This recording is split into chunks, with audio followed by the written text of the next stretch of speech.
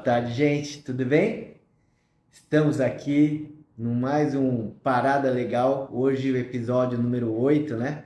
Nosso oitavo encontro aqui, com o tema hoje de regime tributário. Bom, a gente já falou em tipos societários, falamos já do capital social das empresas, do objeto social, falamos também da sede, né? Onde a empresa se estabelece. E a ideia hoje é a gente falar um pouquinho sobre o regime tributário. Bom, regime tributário é a forma que as empresas adotam para recolher os impostos, né? Basicamente, recolher os tributos. E existem dois momentos da vida da empresa que isso é definido. O primeiro momento é na abertura da empresa.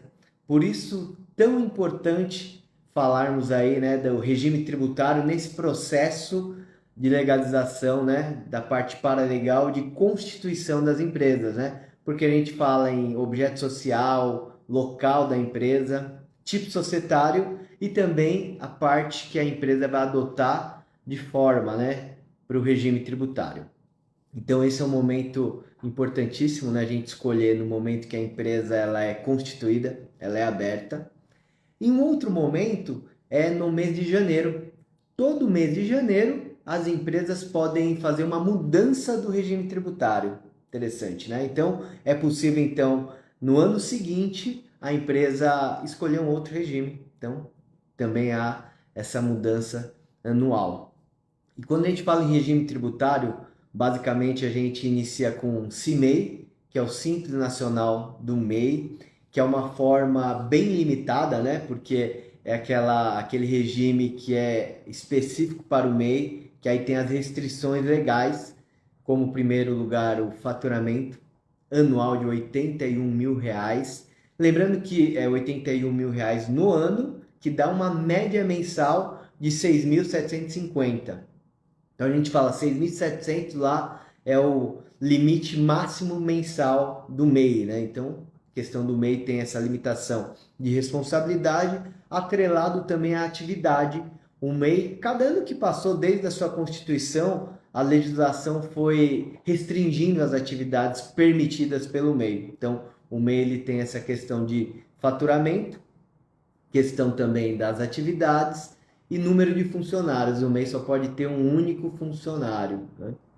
E aí, partindo também para outros regimes, o Simples Nacional, né, que é um dos mais famosos, né, Simples Nacional, há também a tributação relacionada ao limite anual de faturamento, que aí envolve as micro e pequenas empresas, considerando microempresa aquela que fatura até R$ 360.000 no ano, que dá a média de R$ 30.000 por mês, e o limite de empresas de pequeno porte, aquelas que faturam até R$ 4.800.000 por ano, que dá uma média aí de R$ 400.000 ao mês. Então a microempresa e empresa de pequeno porte, elas estão aí na faixa de faturamento para o enquadramento do Simples Nacional.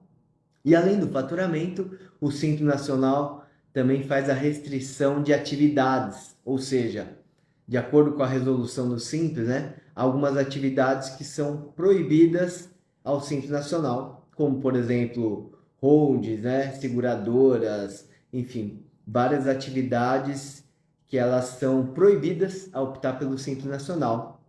Simples Nacional, que já tem muitos anos aí de operação, né? Cada ano que passou também foi abrangendo as atividades aí contempladas, né? Lembrando que o Simples Nacional é só o nome, né, que é simples, porque a forma de cálculo ela é bem complexa. Talvez episódio aí de próximos, né, encontros para a gente falar mais detalhado sobre o Simples Nacional.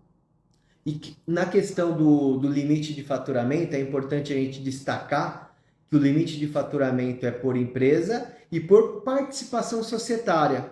Ou seja, aquela pessoa que ela tem participação em duas empresas, com dois CNPJs diferentes, e as duas empresas são optantes pelo Simples Nacional, então é importantíssimo a gente levantar o faturamento global das duas para o enquadramento. Então há essa questão também do limite global. bem como aquela pessoa que ela não é sócia, eventualmente de mais de uma empresa, só que ela tem um cargo de gestão, ou seja, ela é, por exemplo, sócia de uma microempresa optante pelo Simples Nacional e ela é administradora ou diretora de uma outra empresa no qual o limite de faturamento ela ultrapassa, né, o limite legal de 4.800.000. Também é algo para se destacar, né, para a gente sempre pensar em conjunto, né? Lembrando também que a legislação nos permite ter os sócios que participam de outros tipos de regime tributário, né? E aí sim, dependendo da participação societária, que a legislação permite uma participação de até 10% do regime presumido ou real, né? No qual não vai contar o faturamento global das empresas. Ou seja, o Simples Nacional tem a restrição do faturamento e também das atividades, né? Esse conjunto é bem importante. Há também outros regimes, né? Como o lucro presumido. Lucro presumido ele é abrangente, né? Não há restrições no tocante às atividades, né? Com algumas exceções, mas há um limite também de faturamento. Ou seja, a empresa que fatura mais que 78 milhões de reais ao ano ela é proibida, né, de optar também pelo lucro presumido, ou seja, aquela empresa que ofere um faturamento maior que 78 milhões de reais ao ano, obrigatoriamente ela será optante pelo lucro real, né? Então o regime tributário lucro real é um limite mais abrangente, que esse sim não há restrição alguma. Então uma empresa que inicia hoje com qualquer atividade, qualquer faturamento, ela pode optar pelo lucro real. Lembrando que o lucro real é uma forma de tributação que é feito uma apuração contábil do resultado, né? Não pelo faturamento bruto, e sim pela contabilidade, né? Que aí normalmente empresas que faturam mais de 78 milhões e grandes companhias, né? Mas é comum também empresas pequenas também optarem pelo lucro real. É que na prática, né, o trabalho contábil é mais intenso, né? Então as empresas acabam optando muitas vezes pelo presumido ou simples nacional. Mas na prática seria possível uma empresa microempresa, por exemplo, uma empresa até pré-operacional sem faturamentos ser optante pelo lucro real. Bom, basicamente esses são os principais regimes. Há também o lucro arbitrado, né? Que esse é muito difícil, né? A gente vê no nosso dia a dia que são aquelas empresas, né? Que o fisco ele determina, né? Ele arbitra uma tributação já específica, né? Então, o mais tradicional é o Simples Nacional, presumido ou real. São as três formas aí que as empresas adotam, né? Lembrando que a gente pode fazer essa mudança todo ano, né?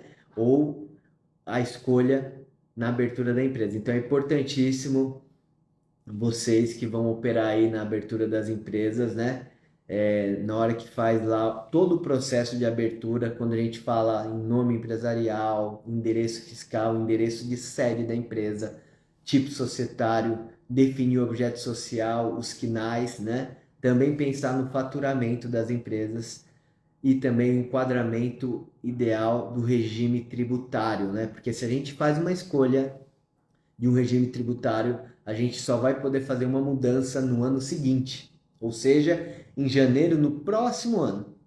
Então é importantíssimo a gente já pensar no regime tributário antes da gente começar o processo de abertura das empresas, tá? Se alguém tiver alguma questão aqui, podem me falar. Em breve, né, a gente fará aí outros encontros, né? Porque se a gente entrar no detalhe do Simples Nacional, do lucro presumido ou lucro real, aí são dias e dias para a gente comentar do assunto, tá bom?